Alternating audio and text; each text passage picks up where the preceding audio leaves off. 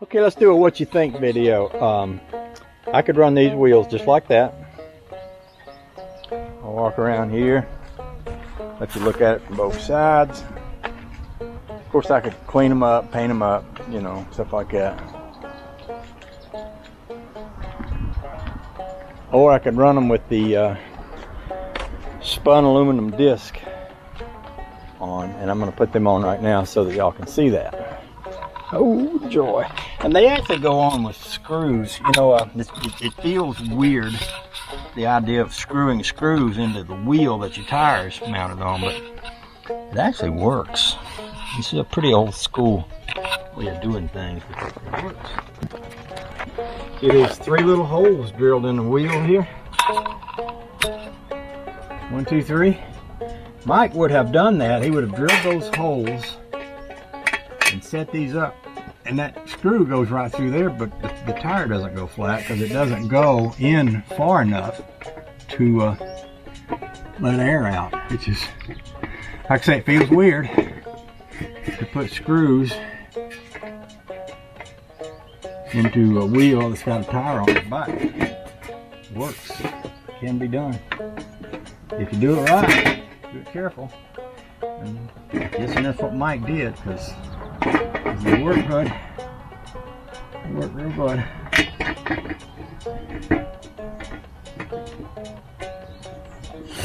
I sort of want to save these too, because they were what was on Mike's car, and if his son ever did want to buy it back, I kind of like the idea that if he'd rather have it back with these wheels that Mike had on it, that'd be okay too, you know.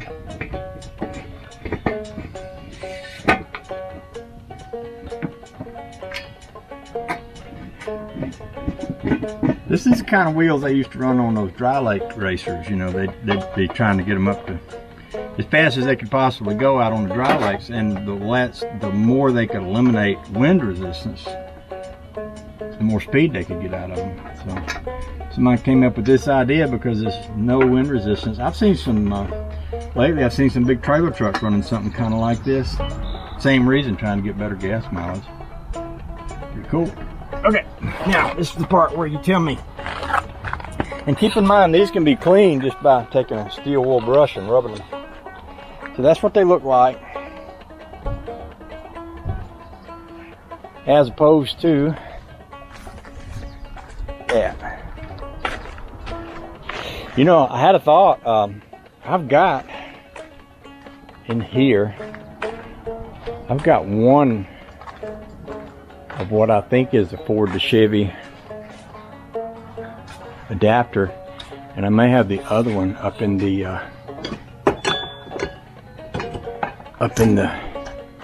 attic. Let's see what this is. Now, it could also be, at one time I had a Rambler to Chevy adapter. Let's see if this is what this lug pattern fits. Oh, that's a Chevy. And this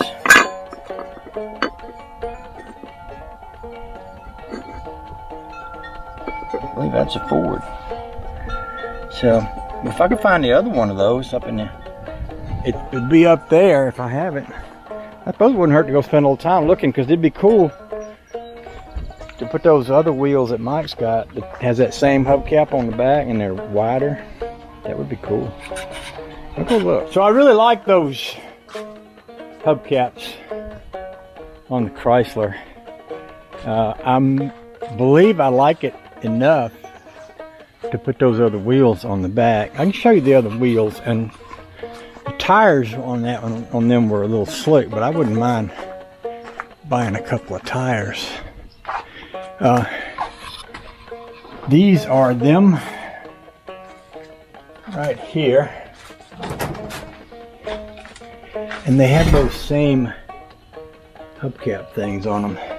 Now I've got these on the Kragers, so they're about the same size, but these are not radials. These are old 60 series tires, and these are radials, and they're pretty tall. I think they might be as tall as what's on there.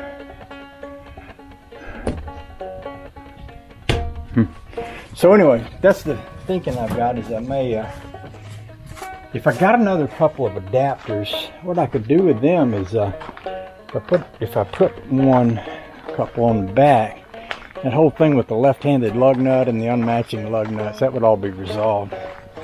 And I've got space, like there's enough fender space to, it's plenty fender space right there, I think.